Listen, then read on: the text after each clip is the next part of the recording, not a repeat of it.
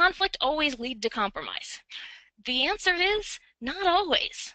Sometimes there's a neat World War I Treaty of Versailles. That's great when it happens. But look at some other examples in history. This is a drawing of the Castle Hill Rebellion. This is an 1804 uprising of Irish political prisoners in Australia. The uprising happened, the British troops came in, and they absolutely smashed the uprising.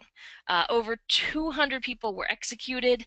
Several others were sentenced to sentences of anywhere between 200 and 500 lashes, ouch, while others were sent to work in Australian coal mines. The reality is, if you choose a topic like this, it's mostly conflict and pretty much no compromise. And that's okay. Explain that. The reality is another question we get is, how can compromise prevent conflict? And there are some really interesting cases where compromises have actually avoided what people thought would be major conflicts. Here's an example of a UN peacekeeping mission in East Timor, is what it used to be known as. Now it's known as Timor-Leste in Southeast Asia. This is a small island nation that Indonesia released from its control following a vote, a referendum for independence. The United Nations came in and sent in a peacekeeping force that spent about 10 years in the country. But during those 10 years, the country was able to establish their constitution and manage a transition. In this case, conflict really isn't the issue. It's more compromise. But sometimes that compromise avoids or prevents the conflict.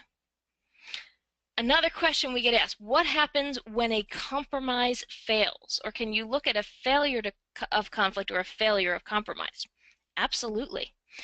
Probably one of the greatest examples is Neville Chamberlain. In September 1938, as Adolf Hitler and the Nazi Party are marching across Europe, they have a conference in which the British Prime Minister says, okay, Germany, you have it, that's all you get, no more. And Germany says, okay, we call this appeasement. Well, we all know that didn't quite work, and Hitler continued his conquest, and he invades Poland, and he invades France, and we have World War II. But, you know, this is the failure of compromise leading to a pretty darn massive conflict. Can compromise lead to conflict? Absolutely. Look at the example of the Six-Day War. Now, keep in mind, students, teachers out there, you know I am making these very, very simple. These histories are so much more complex, but I'm hoping to give you some ideas to spark your brains. So here's another example. In 1956, Israel invades the Sinai Peninsula because of a dispute over the Straits of Tiran, which is the body of water that separates the Sinai Peninsula and the Arabian Peninsula. There's a compromise, they agree to open the straits again, but in 1967, so a little more than a decade later, Egypt closed the straits. This led to the Six-Day War, one of the fastest conflicts in history that took a long time to settle. Another thing to consider is what happens when neither side is willing to compromise. Look at the example of Queen Mary of England. You know, quick version of the story. She was Catholic. Most of her subjects were Protestant. She wanted them to be Catholic. They wanted her to let them be Protestant. Didn't go so well. In the 5 years that she's Queen of England, more than 280 people were burned at the stake. My apologies, we're getting some notes because we're actually at capacity on the webinar. We'll do our best to deal with them.